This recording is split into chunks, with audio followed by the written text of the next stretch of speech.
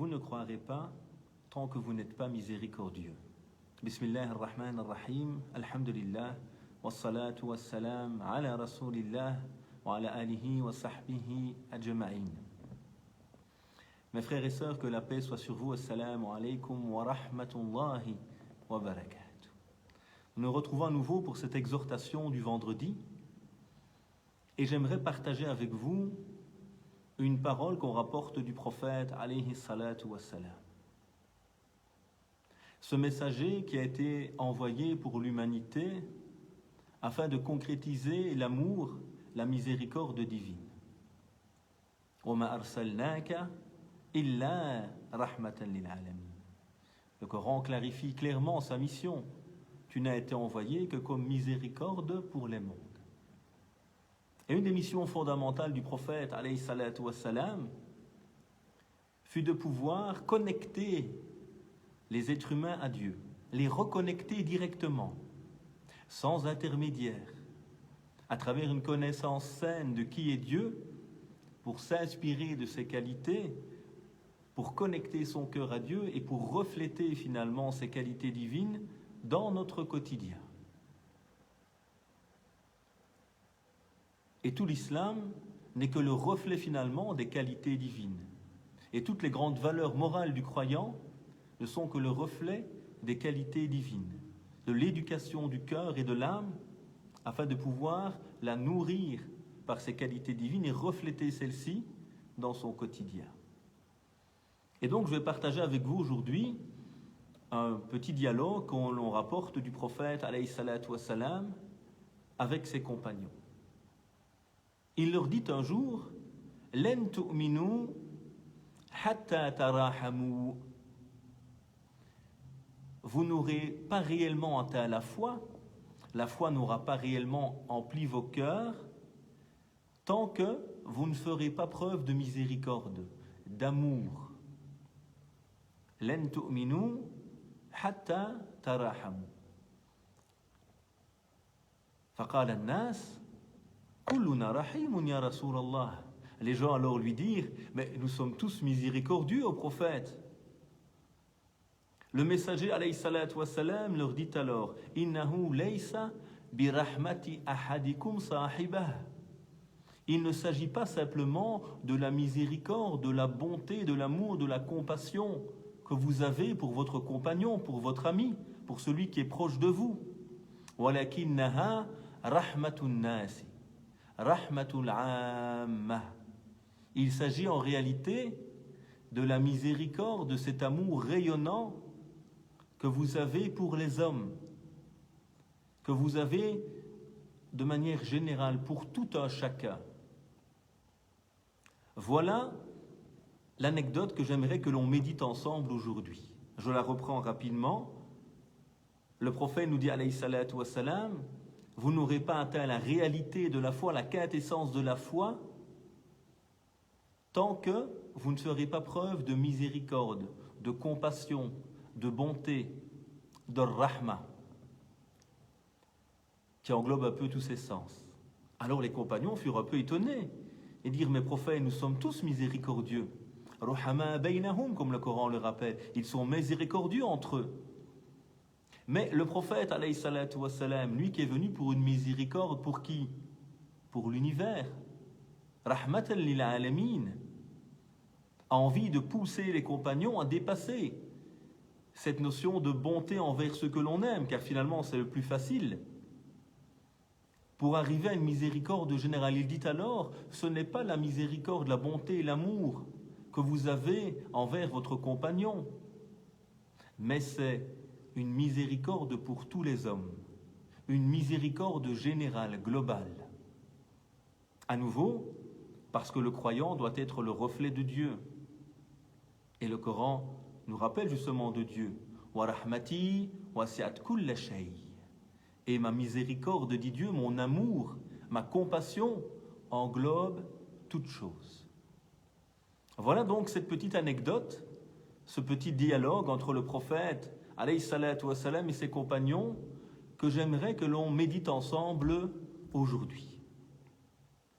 Tout d'abord, qu'est-ce que nous constatons? Len tu'minu. vous n'aurez pas réellement la foi. Qu'est-ce que la foi? Première réflexion. Est-ce que la foi est un héritage? Est-ce que la foi, c'est une prétention? Ou est-ce que la foi, c'est quelque chose qui habite mon cœur? Et la foi, elle imane, il y a ces notions de amana, de dépôt, de confiance. C'est revivifier ce dépôt que Dieu a mis dans notre cœur, al-fitra, la prime nature. Dieu, lorsqu'il a créé l'être humain, il a demandé à chacun, est-ce que je ne suis pas votre Seigneur? Bien sûr, tu es notre Seigneur, notre enseigneur, notre éducateur, et nous avons témoigné de cela. Et donc il y a au fond de chacun d'entre nous cette petite flamme qui est la foi. Et le croyant cherche à revivifier cette foi, à renforcer cette foi. Donc le prophète ici interpelle la communauté, c'est ce que le Coran fait très souvent d'ailleurs. Il appelle les croyants. Il nous appelle par ce qui habite notre cœur. Parce que c'est le cœur qui est le moteur de chaque chose finalement. Et c'est le cœur qui est la clé de la réussite. Inna fil jasadi mudra, idha salahat salaha al jasadu kullu, wa idha fasadat fasada al jasadu kullu, ala wa hiya al qalb. Il y a dans le corps un morceau de chair, s'il est perverti, c'est tout le corps qui le sera. Et s'il est purifié, c'est tout le corps qui le sera. Il s'agit certainement du cœur. Et donc la foi, wa ma waqara fil qalb wa saddaqahu al amal. La foi, comme il est rapporté de certains maîtres, de certains suivants parmi les compagnons, c'est ce qui va s'établir dans le cœur fermement et qui va être confirmé par nos œuvres. Parce que quand j'ai foi à quelque chose, cela bouleverse ma manière de réagir. Je suis en classe, tout va bien.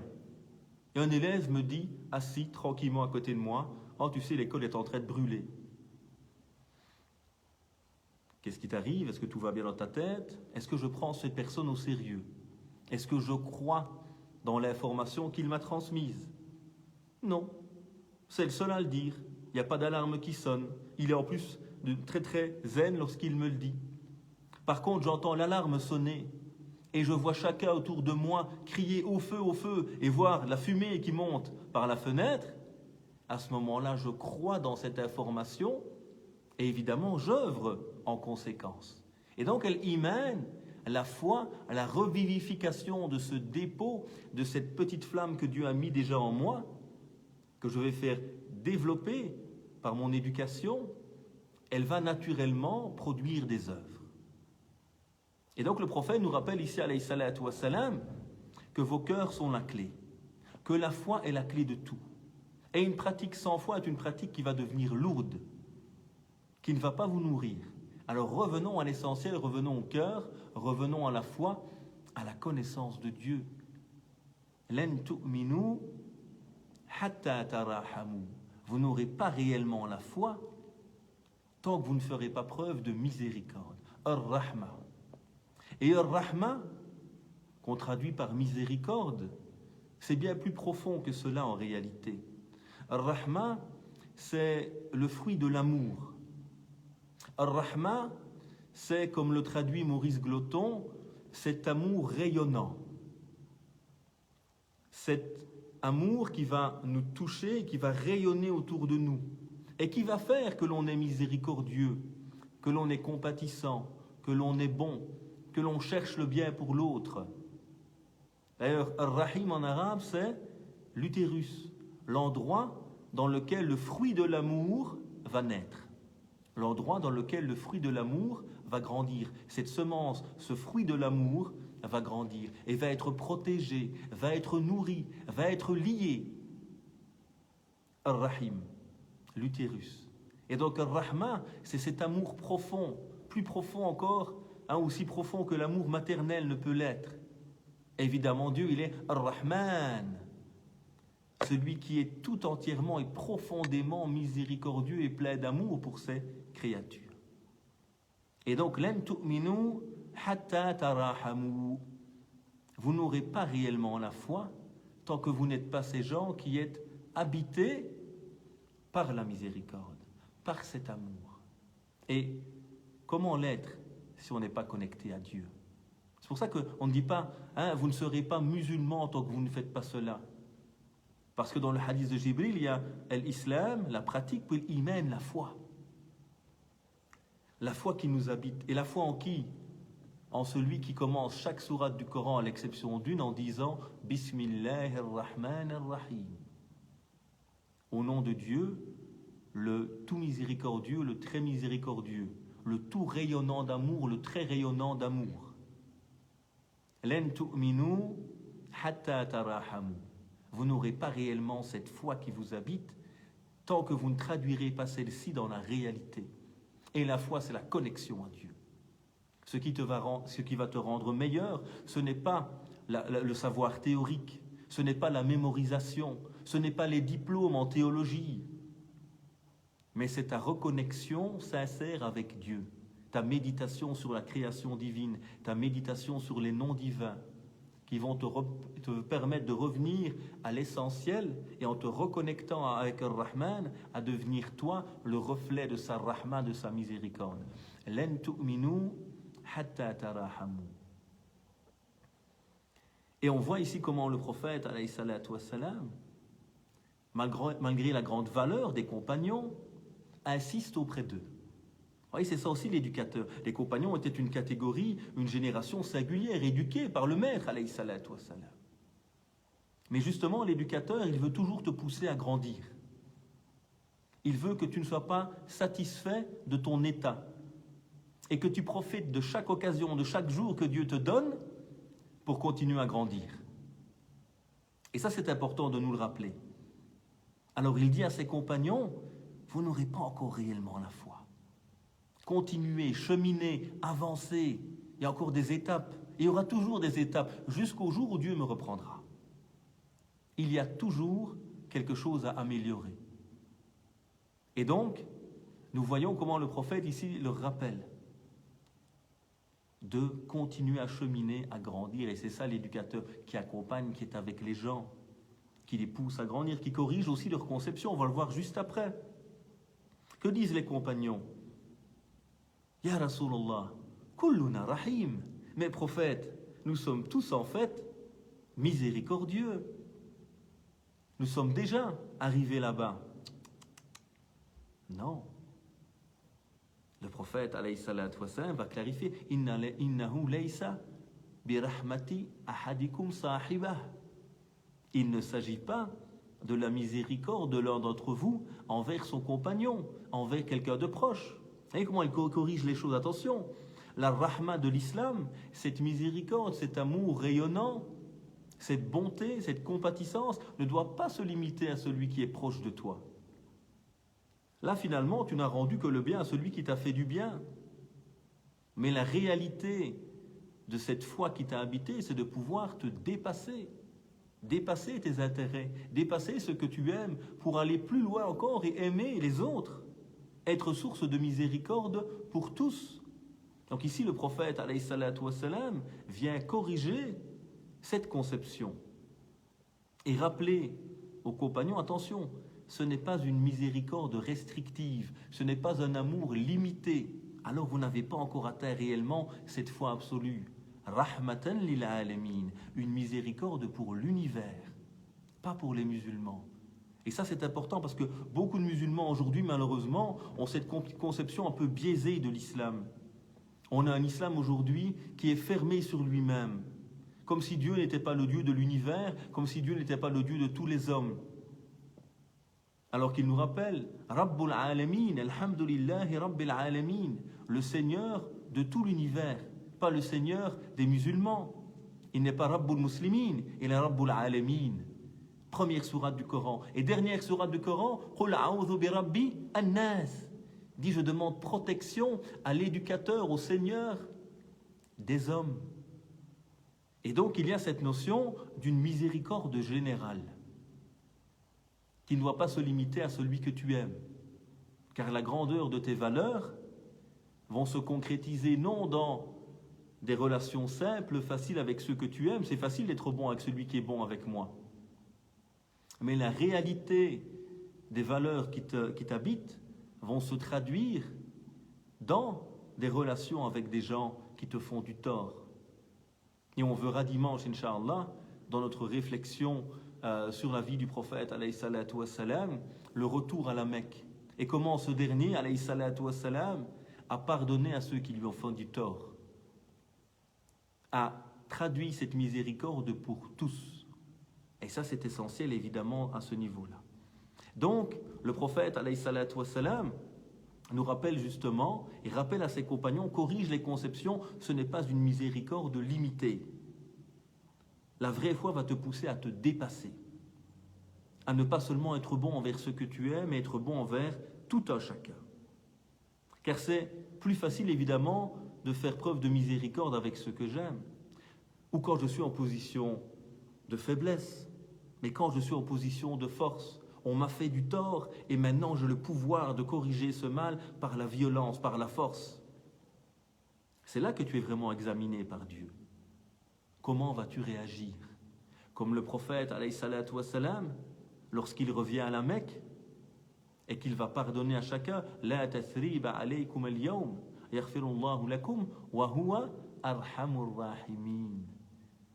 Je ne vous fais pas de reproches aujourd'hui, vous qui m'avez fait du tort, qui avez voulu me tuer, qui m'avez insulté.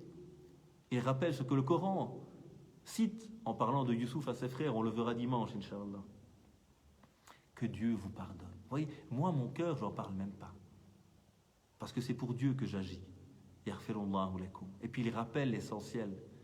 C'est le plus miséricordieux des miséricordieux. Celui dont l'amour dépasse toute chose. Vous voyez, c'est en étant connecté avec Arhamur Rahimin que le prophète a été Rahim bin Nas, qu'il a été miséricordieux envers les gens et qu'il a pu pardonner, se dépasser. Et le Coran nous rappelle encore dans un autre verset وَلَا يَجْرِمَنَّكُمْ شَنَآنُ قَوْمٍ عَلَىٰ أَلَّا تَعْدِلُوا اعْدِلُوا هُوَ أَقْرَبُ لِلتَّقْوَى. Avec une autre valeur qui n'est pas la miséricorde ici, mais son pendant qui est la justice. Et ce verset nous rapporte, ou nous rappelle, que la haine ou la colère que vous avez envers des gens qui ont été mauvais avec vous, des ennemis, ne vous pousse pas à être injuste. E'adilou huwa aqrabu littaqwa. Restez juste. C'est plus proche de la piété, de la maîtrise de soi, de la conscience de Dieu qui habite vos cœurs. Taqwa. Vous voyez comment, lorsqu'on est réellement connecté avec Dieu, et c'est un travail, hein, évidemment c'est difficile pour chacun d'entre nous, je ne dis pas être meilleur que du contraire, mais c'est un travail pour essayer de dépasser ses passions, de se libérer et de faire que les valeurs sublimes qui sont le reflet de Dieu, Al-Adl, la justice qui vient du juste, Al-Rahma qui vient du tout miséricordieux, on réussisse à la traduire dans la réalité, dans le quotidien de nos vies, même avec ceux qui nous ont fait du tort. Et c'est là que c'est le plus difficile, évidemment. Être miséricordieux avec le plus faible. Le prophète, alayhi salatu wassalam, rappelait que celui qui prenait en charge un orphelin, il sera comme ça avec moi. Il sera proche de moi. Pourquoi? Parce que l'orphelin est le faible. Et l'islam t'appelle, lorsque tu as la capacité physique, économique ou autre, de prendre en charge le plus fragile, va l'aider. Sois à son soutien. L'animal, rappelez-vous, cette prostituée. Alors on ne juge pas sa vie, on ne sait pas ce qui l'a poussé à cela. Mais en tout cas, Dieu, lui, qui connaît les cœurs, a pardonné à cette femme parce qu'il y a eu cette miséricorde, cet amour qui a habité son cœur et qu'elle a nourri ce chien assoiffé, ou qu'elle a abreuvé ce chien assoiffé plutôt, et elle a été sauvée par cela. Ce n'est pas que l'acte qui compte. Dieu nous juge sur toute notre vie, évidemment, pas sur un acte. Mais il y a l'importance ici d'un cœur habité par la miséricorde. Alors il y a également dans tout ce que l'on a vu un élément que je n'ai pas cité et que je voulais juste revenir dessus. Lorsqu'il dit « Len tu'minu hatta tarahamu » vous n'aurez pas vraiment la foi tant que vous ne vous ferez pas miséricordieux, tant que vous ne serez pas miséricordieux, tout rayonnant d'amour. Et là, c'est important de rappeler que, attention, ça ne veut pas dire que celui qui n'arrive pas encore à être miséricordieux n'a pas la foi, ou n'a plus la foi, serait sorti de l'islam. Attention à ces interprétations parfois erronées, avec une lecture primaire, littéraliste, où on pense que le texte veut tout dire. Attention, il y a plein d'autres textes, évidemment. Et tous ces textes ont toujours été compris par les spécialistes, évidemment, comme étant le sens de la foi parfaite. Vous n'aurez pas encore atteint la réalité de la foi tant que vous ne serez pas miséricordieux. À la fin, le prophète clarifie alors « Walakinnaha rahmatun nas, rahmatun amma » Après avoir corrigé la conception des compagnons, et ça c'est toute l'importance du maître, de l'éducateur, du professeur, corriger les conceptions erronées. Élargir le champ des gens. Parce qu'il n'y a rien de pire que des conceptions qui sont erronées, qu'on pense être une vérité absolue alors qu'on n'a même pas compris le principe au départ. Et donc le prophète vient corriger également ces conceptions. Il le rappelle. Walakinnaha rahmatun nas. Mais cette miséricorde, elle est la miséricorde envers les gens. Pourquoi est-ce que l'islam vient de Rabbun Nas, le Seigneur des hommes, Rabbul Alamin, et qu'il a envoyé le prophète Rahmatan lil Alamin. Et donc ces musulmans, Kuntum khayra ummatin ukhrijat linnas. Vous êtes la meilleure communauté qu'on ait fait venir pour l'humanité. Et donc ces croyants, habités par la foi, le prophète leur dit, votre bonté ne doit pas être qu'avec vos proches, mais envers tout le monde. Envers tous les humains, walakinnaha rahmatun nas, rahmatul amma, une miséricorde globale, générale. Et donc, si tu veux être avec la miséricorde de Dieu, rappelle-toi que c'est par la qualité de ta relation aux gens que tu vas renforcer ta relation à Dieu. Rappelle-toi que ta relation aux gens n'est rien d'autre finalement que le reflet de ta relation à Dieu, de ce qui habite réellement ton cœur. Si tu es dur avec les gens, mauvais, fermé, intolérant, et que tu prétends être croyant et être dans le chemin de Dieu, sache qu'il y a quelque chose qui ne va pas. Alors on ne dit pas que tu n'es pas croyant, évidemment, mais ta croyance a besoin d'être corrigée. Tes conceptions doivent être corrigées. Parce que si tu es vraiment avec Ar-Rahman, le tout miséricordieux, le tout empli d'amour, tu ne peux être que le reflet de lui. Et rappelez-vous cette règle. Al-Jaza min jins al-amal. La récompense sera de la même catégorie que l'acte que l'on a fait. Tu es bon, tu recevras la bonté. Man la yarham, la yurham.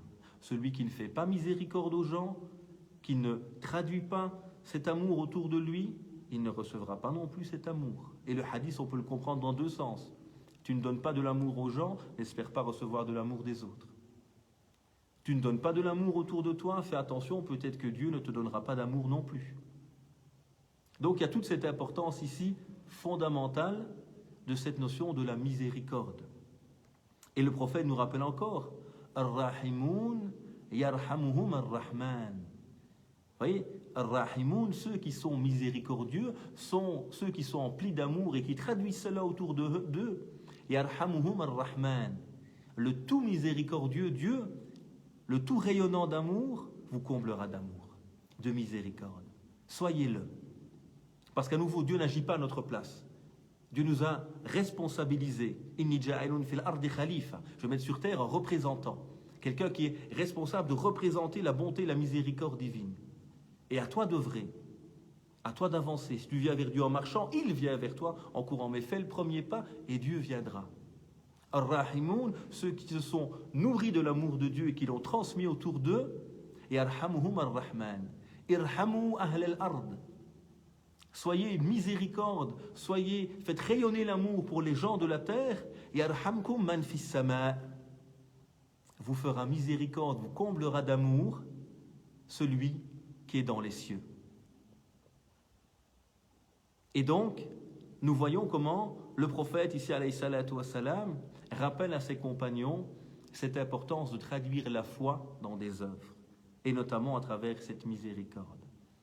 Alors, comme je vous l'ai toujours dit le vendredi, même si c'est des sujets plus spirituels qui engendrent moins de questions, sans doute, évidemment, et tant mieux parfois, parce que trop de questions, ça nous tue aussi, n'hésitez pas à poser vos questions s'il y en a déjà maintenant, Inch'Allah Ta'ala, pour y répondre directement après l'exhortation. Alors, en conclusion, 3 éléments qui me semblent importants. Premier élément, c'est que le prophète, alayhi salatu wassalam, est envoyé par Ar-Rahman, le tout miséricordieux, celui qui fait le tout rayonnant d'amour, sur terre pour être le réceptacle et le reflet de sa rahma. Tu n'es envoyé que comme miséricorde. Et le croyant et la croyante, il est censé être lui-même, en s'éduquant, en se connectant avec Dieu, en s'inspirant du modèle du prophète, alayhi salatu wassalam, il est censé lui-même être le reflet de cela. Et donc, il y a le tout miséricordieux qui envoie le prophète avec la miséricorde et qui rappelle à tous les croyants et croyantes qu'ils doivent être le reflet de cette miséricorde. Premier élément. Deuxièmement, le prophète est l'éducateur, alayhi salatu wassalam. Et il est vraiment important de méditer sur son éducation, sur sa pédagogie. Parce que certains, malheureusement, ont fait des hadiths ou de la sunna que des éléments polémiques parce qu'ils ne comprennent pas ces hadiths en général. Et à chaque fois qu'ils parlent du prophète, c'est pour dire le prophète a interdit cela ou obligé cela sans comprendre le sens qu'a voulu donner le prophète en général. La sunna, c'est la pédagogie, c'est l'éducation, c'est l'amour, c'est la miséricorde, c'est le reflet du prophète, alayhi salatu wassalam. Ça, c'est la sunna que nous voulons suivre. Et donc, ce prophète, alayhi salatu wassalam, il est cet éducateur qui est avec ses compagnons et qui les pousse toujours à grandir. Vous n'allez pas vraiment encore atteindre la foi tant que vous n'allez pas traduire cette miséricorde autour de vous, faire rayonner cet amour. Mais prophète, on est tous miséricordieux, non? Vous voyez, l'éducateur, il corrige les conceptions. Ce n'est pas de ça dont je parle. C'est une miséricorde beaucoup plus large, pas seulement ceux que vous aimez.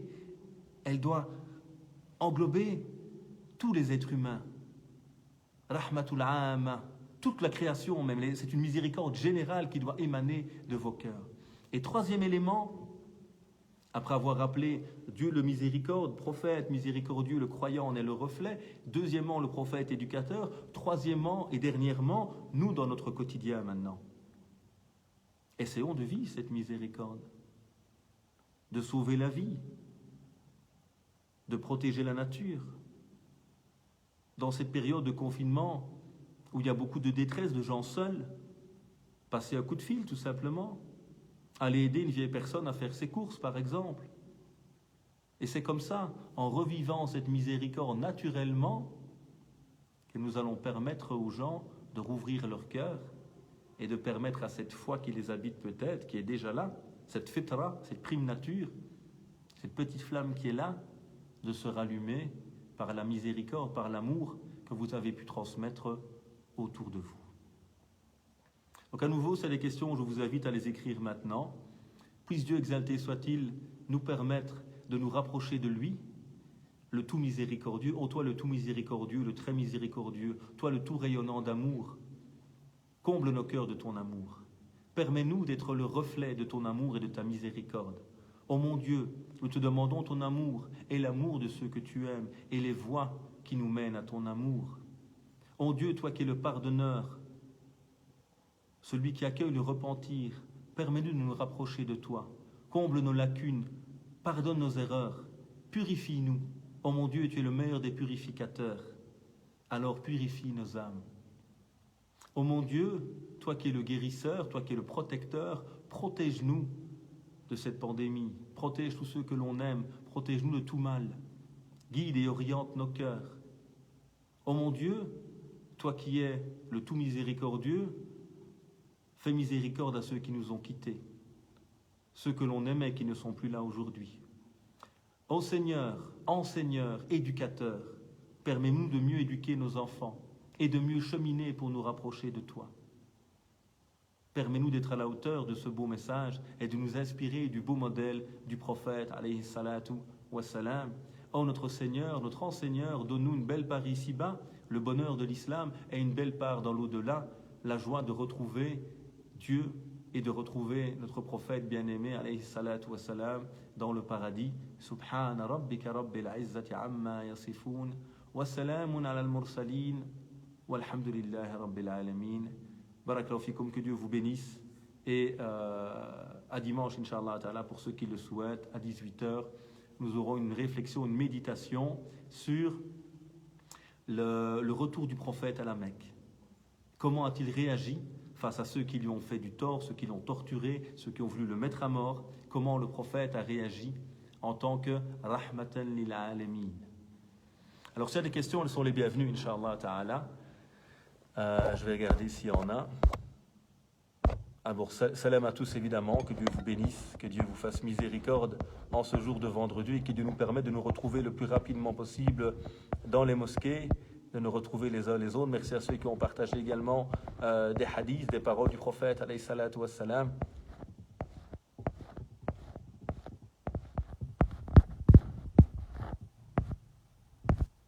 Alors, il y a ici une question.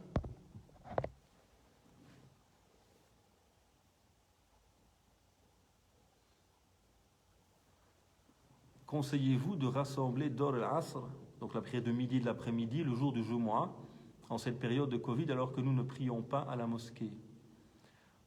Pourquoi regrouper, sauf si on n'a pas le choix, évidemment.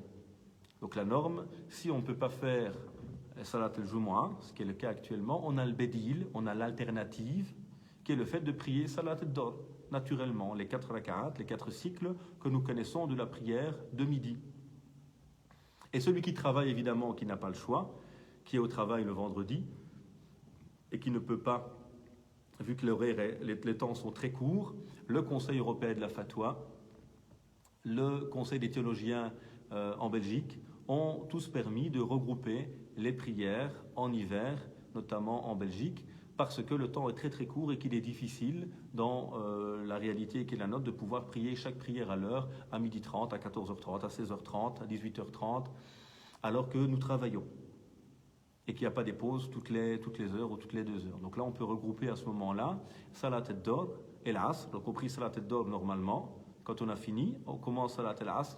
Alors soit on peut prier à partir du début de Salat al-Dor jusque avant la fin de l'Asr de préférence, évidemment. Plus tôt c'est, mieux c'est.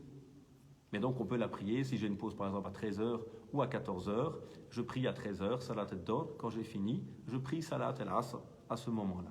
Et le prophète, alayhi salatu wassalam, a regroupé à Médine sans raison. Et quand on a posé la question à Ibn Abbas, son cousin et grand connaisseur du Coran et de l'Islam, il a dit, il a fait cela pour ne pas mettre les gens dans la gêne. Et les rukhas, les dérogations, comme le fait de regrouper les prières, comme le prophète l'a fait également, en cas de forte pluie, les routes étaient peu praticables. À l'époque, c'était de la terre, donc c'était boueux, difficile. Il a regroupé aussi la prière pour ces occasions-là. La majorité des savants permettent de faire el-qiyas, l'analogie, sur les dérogations, lorsque la cause, la illa, est connue. Donc il n'y a pas de souci, on peut regrouper en cas de besoin. Il n'y a pas de problème à cela.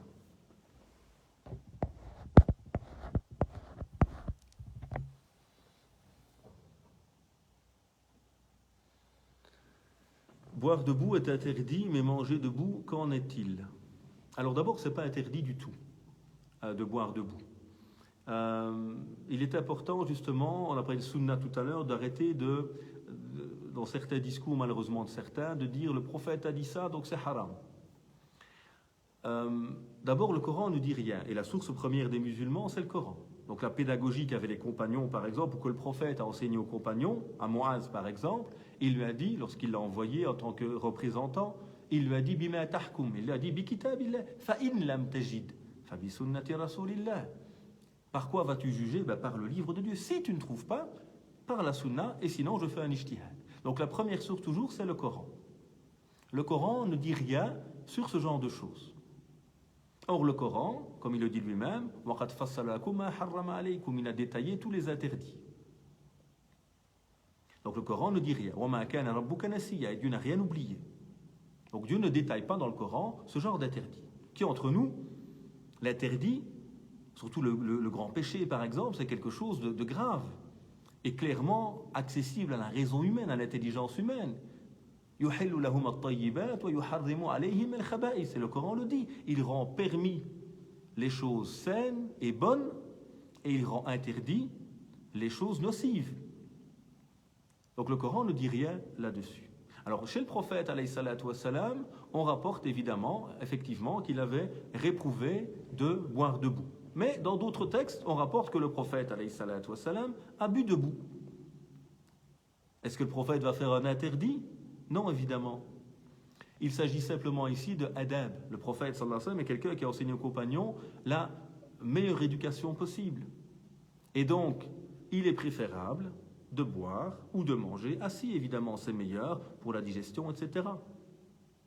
Mais si je n'ai pas le choix, surtout aujourd'hui, il faut bien comprendre que le monde a fortement évolué aujourd'hui. Quand je travaille parfois aujourd'hui à l'usine, il y a des gens qui n'ont même pas de pause au travail. Il doit faire sa pause devant sa machine. Donc à un moment aussi, ce n'est pas un interdit religieux, ça n'aurait pas de sens, mais plutôt au niveau de l'éthique, de l'idéal du musulman, on préfère boire assis ou boire debout, mais il n'y a aucun interdit réel là-dedans. Ça peut être certaines interprétations de certains qui seront toujours un peu plus rigides et rigoristes que d'autres, mais il n'y a pas d'argument fort pour parler d'une interdiction, surtout pas de sens derrière cette interdiction, et je vous appelle toujours chacun et chacune à réfléchir justement sur le bon sens d'une chose. En quoi boire debout pourrait être un interdit? Il n'y a rien là derrière de mal, hein, même si éthiquement, c'est sans doute mieux de boire assis, etc. Donc ça, ce ne sont pas les questions sur lesquelles il faut voir des interdits, et même si certains, malheureusement, au courant de l'islam, plus rigoristes, ont tendance justement à faire de la sunna un ensemble d'interdits, je pense qu'il faut surtout voir un ensemble d'éléments d'éducation, et pas spécialement d'interdits dans ce cadre-là. Wallahu ta'ala a'la wa a'la.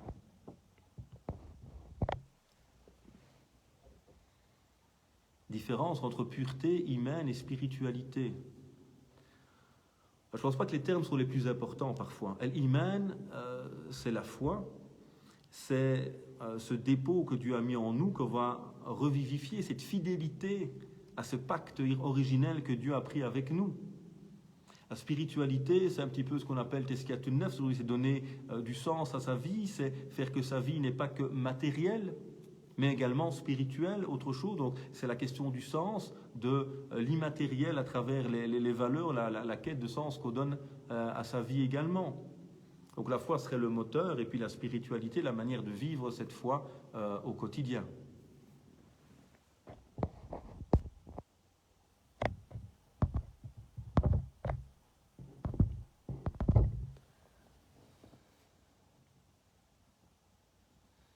Alors, je suis habitué à faire un péché et je n'arrive pas à m'en débarrasser. J'essaye, mais c'est dur, je n'y arrive pas. Avez-vous des conseils pour moi? Alors, Kullu ibn Adam khata, tout fils d'Adam est fauteur, pécheur. Wa khayrul khatta'in at-tawwabun, et les meilleurs de ceux qui font des erreurs sont ceux qui se repentent, ceux qui cherchent à revenir vers Dieu, ceux qui vont faire de l'erreur l'occasion de grandir. Alors il y a différents types de péchés, évidemment. Il y a des péchés parfois malheureusement qui sont devenus des addictions. Et là c'est vraiment problématique. Ça peut être la cigarette pour certains, la drogue, certains c'est regarder des films porno, etc. Donc là il y a une addiction qui s'est créée. Pourtant ces choses ne sont pas du tout des besoins humains à la base. Mais on a créé une addiction à ceci. Donc il y a, alors évidemment tout dépend du péché que l'on accomplit, mais quelques conseils peut-être pratiques, tout dépend de la situation évidemment. Mais toujours se rappeler, Dieu exalté soit-il, la finalité de revenir vers lui, qu'il est pardonneur, qu'il est miséricordieux, et chercher à nous réformer en nous basant surtout sur sa miséricorde, son pardon, le fait qu'il nous attend. 2, se rappeler que ce péché que j'accomplis noircit mon cœur et devient sans doute un frein entre moi et la connexion avec Dieu. Quand je me rappelle qu'il me déconnecte de Dieu et que j'ai envie d'être avec Dieu, parce que j'ai goûté à ce plaisir, halawat al-iman, la saveur de la foi, ce péché, j'ai plus envie de m'en écarter maintenant. 3e élément, tout dépendra du type de péché. Si le péché, comme je dis, c'est voir des films porno, imaginons, une personne est addicte malheureusement à ce fléau, à moins d'essayer d'être fort. Donc je sais par exemple qu'avec mon téléphone, quand je suis tout seul dans ma chambre, que mes parents ne sont pas là, je me permets de regarder. Ou quand ma femme n'est pas là, je me permets de regarder. Voilà, je sais maintenant, ma fragilité, elle est où? Alors il y a moyen de voir un psychologue aussi pour en discuter, travailler là-dessus. C'est addiction surtout. Si c'est l'alcool, la drogue, il y a des thérapies à faire, sans doute également, évidemment. Mais là, je me dis, voilà, je sais quand je suis seul maintenant, j'essaye de couper le Wi-Fi. Et je m'oblige à le couper, tant pis. Comme ça, je n'ai pas accès. Donc j'essaie de me limiter, de limiter les tentations qui peuvent exister par rapport à ce type de péché. Et puis je me rappelle qu'en m'occupant intelligemment, j'aurai moins de temps à faire des péchés. Et qu'en même temps, les bonnes actions vont effacer les mauvaises. Inna al-hasanat يُذْهِبْنَ السَّيِّئَاتِ. Les bonnes actions vont effacer les mauvaises. Donc si à chaque fois que je suis seul, que je m'ennuie, je risque de regarder des films porno par exemple, comme on a dit tout à l'heure, ou d'aller fumer un joint, ben je vais essayer de m'occuper. Si je suis fragile quand je suis tout seul, je vais essayer pendant un certain temps de rester le moins seul possible, de fréquenter des gens de bien. Évidemment, avec le confinement, c'est pas évident maintenant. Donc on fait comme on peut. Mais on va essayer d'être avec des gens, d'être avec des personnes utiles, de me rendre utile pour occuper mon temps. L'oisiveté, c'est souvent la mère des vices. Quand je n'ai rien à faire de mes journées, je vais m'occuper souvent négativement. Donc je m'occupe.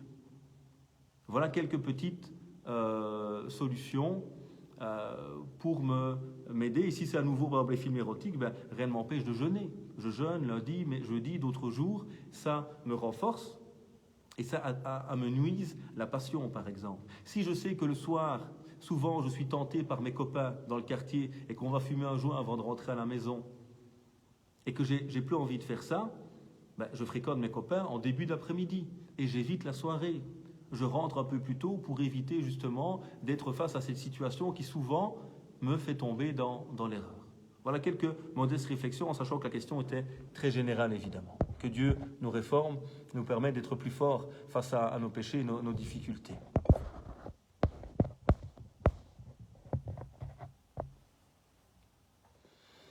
Que serait selon vous la rahma en famille dans nos comportements? La rahma, la bénédiction, l'amour, la compassion, la miséricorde, ce serait d'être bons les uns envers les autres, d'essayer de parler avec douceur. فَبِمَا رَحْمَةٍ مِّنَ اللَّهِ لِنْتَ لَهُمْ وَلَوْ كُنْتَ فَضًّا غَلِيظَ الْقَلْبِ لَانفَضُّوا مِنْ حَوْلِكَ.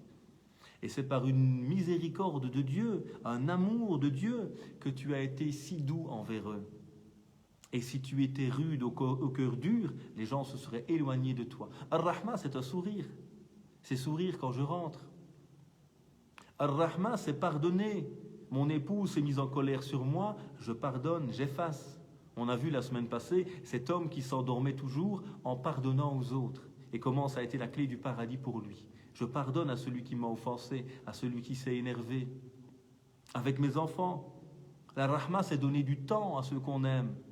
C'est se déconnecter de nos écrans aujourd'hui et passer un moment avec ceux qu'on aime. Et même si on choisit un moment un écran, ça doit être peu, mais par exemple, c'est un petit film en soirée qu'on a sélectionné nous-mêmes avec des valeurs derrière. Et c'est un moment de proximité où on s'assied près de nos enfants, on les prend dans nos bras, ils s'asseyent contre nous. Et c'est un moment de partage également que l'on peut avoir. Et donc, Ar-Rahma, c'est également c'est nourrir cette envie d'être bon chez nos enfants et dans notre famille. Faisons un projet ensemble. Un projet où on va aider des orphelins, où on va nettoyer le quartier, où on va aider une vieille dame, etc., qui habite près de chez nous. Faisons naître en eux cette miséricorde. Voilà quelques petites réflexions comme ça sur la miséricorde au sein de notre famille. Alors, je suis pas très dans les définitions. La piété et la spiritualité ont-ils la même dimension de signification? Je suis pas trop dans les définitions personnellement. Il faudrait revenir vraiment au sens linguistique de chacun. Même spiritualité en arabe, c'est pas un mot qu'on utilise beaucoup. C'est un mot traduit d'ailleurs dans une autre, il est arabisé, mais ruhaniyat, c'est pas spécialement un mot à la base qui est dans le lexique islamique. At-taqwa, c'est la piété comme on l'a traduit. Mais at-taqwa, c'est avant tout la conscience de Dieu qui habite nos cœurs. C'est cette conscience qui va faire un moment que quand la conscience de Dieu habite mon cœur, j'ai envie de m'orienter vers ce qu'il aime et de m'éloigner de ce qu'il n'aime pas.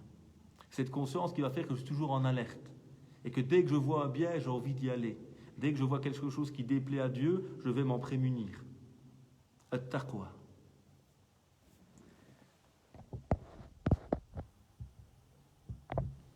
Est-il vrai qu'il est interdit de se souhaiter un Jumu'ah Mubaraka? Astaghfirullah, astaghfirullah, astaghfirullah. Que Dieu nous pardonne ce genre de... Pas vous évidemment, mais ce genre de discours qu'on entend parfois. Al-Haram, c'est ce que Dieu a rendu sacré et intouchable. Et qui protège la vie ou qui protège la raison. C'est pour ça qu'ils sont... Al-Haram, d'ailleurs, Al-Masjid Al-Haram, Al-Haram à la base, c'est ce qui est sacré qui n'est pas touchable. Et donc à un moment, il y a des choses qui sont haram, c'est-à-dire qu'on nous a interdites parce qu'elles nuisent à la miséricorde de Dieu qu'il nous a envoyée, à la préservation de notre vie. Il est haram de tuer. La vie est sacrée. Il est haram de consommer de l'alcool, parce que la raison est sacrée, doit être protégée. C'est un bienfait que Dieu nous a accordé. Alors, il y a certains courants très très littéralistes qui ont tendance à mettre des bid'a, des innovations ou du haram à chaque bout de la phrase. Je suis tout à fait opposé à ce type de lecture, même si chacun est libre et je peux respecter intellectuellement ce type de choses. Qu'est-ce qui m'interdit à moi? Dans quel texte a-t-on trouvé cela? Qu'il est interdit d'être heureux de l'arrivée du vendredi. Et les compagnons, où le prophète alayhi salatu wassalam, nous a rappelé plutôt que le Jumu'ah, c'est la fête hebdomadaire des musulmans. Quand c'est l'Aïd, on se dit Aïd Mubarak, bonne fête. Taqabbalallah minna wa minkum. Et quand c'est le Jumu'ah, c'est la fête de la semaine. C'est Aïd al-Usbu', c'est la fête de la semaine. Donc je ne vois pas en quoi il y aurait quelque chose d'interdit là-dedans. Et si quelqu'un n'a pas envie de le dire, il est libre, évidemment. Rien ne nous oblige non plus, ou ne nous recommande de le dire. Ce sont simplement des formules de joie entre croyants, parce qu'on s'aime. Et qu'on a envie de dire à l'autre, bon Jumu'ah. Que Dieu te permette de vivre un Jumu'ah. C'est ça, bon Jumu'ah. Ramadan, Jumu'ah Mubarak. Un Jumu'ah qui soit béni par Dieu. C'est une dua, c'est une forme de dua où on demande à Dieu de nous bénir ce jour. Depuis quand les duas sont haram? Depuis quand vouloir le bien à son frère est haram? Faites-vous des présents, vous aimerez, disait le prophète sallallahu alayhi wa sallam. Voilà une dua que j'offre à mon frère, à ma sœur. Alors essayons, s'il vous plaît, de dépolluer nos esprits de ces discours sur le net, ou qu'on a entendu beaucoup dans certains quartiers, dans certains milieux malheureusement, pour revivre l'islam de la foi, l'islam de l'amour, l'islam qui nous rend libres, qui nous fait grandir, qui nous permet d'être heureux, d'être croyant, et heureux de dire à mon frère Jumu'ah Mubaraka, de dire à mon frère je t'aime, de dire à mon frère Eid Mubarak, de dire tous ces genres de choses que certains malheureusement dans des compréhensions que je n'arrive personnellement pas à moi-même comprendre, où on voit de l'interdit ou du mal dans toute chose, et après chacun est libre évidemment dans ses choix.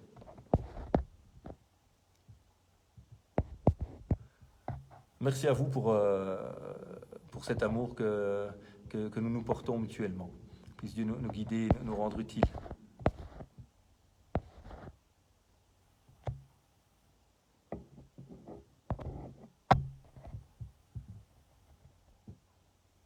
Que Dieu nous guide chacun, nous éloigne de nos péchés et de nos faiblesses et nous rapproche de lui. Merci à chacun et chacune. Les livres pour les adolescents sous la religion. Alors un livre est toujours... Un livre, c'est une responsabilité de conseiller un livre. Tout livre n'est pas adapté à tout le monde. Et malheureusement, beaucoup de libraires sont plus des commerçants que des spécialistes du livre. Voire parfois des gens qui sont d'une certaine idéologie et qui ne vont vendre que leur idéologie, voire pire, vont discréditer d'autres ouvrages. Alors un livre que je trouve très très chouette personnellement pour les adolescents, c'est le livre du professeur Soufiane Meziani, que Dieu le bénisse et lui accorde de longue vie, et la bénédiction dans son savoir, qui s'appelle La Sira expliquée aux jeunes.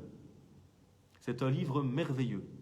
Je n'ai jamais eu que des éloges de ce livre. C'est un des livres que j'ai le plus conseillé, que les gens ont le plus acheté autour de moi, que j'ai utilisé moi-même dans mes halaqat avec les jeunes. Il est très chouette, c'est la sira du prophète expliquée aux jeunes. La sira du prophète expliquée aux jeunes. C'est un très très bon ouvrage qui explique la vie du prophète de même manière simple, comme dans un dialogue, il tutoie le jeune, etc. C'est un très très très bon livre. Ben voilà, subhanallah, quelqu'un qui vient de le conseiller également. Donc voilà un très bon ouvrage. Si vous voulez des choses plus précises, ben ça dépend un petit peu du jeune, est-ce qu'il lit beaucoup ou pas beaucoup, est-ce qu'il cherche plutôt du spirituel ou du rationnel. Mais en tout cas, ce livre de Soufiane Meziani, il y en a trop peu malheureusement des livres de cette qualité, est vraiment un ouvrage très très intéressant, je pense. Voilà, puisse Dieu vous bénir. Bon Jumu'ah encore à chacun et chacune sous la miséricorde de Dieu, et au plaisir de pouvoir vous retrouver peut-être dimanche ou à un autre moment. À très bientôt sous la miséricorde divine. Assalamu alaikum wa rahmatullahi wa barakatuh.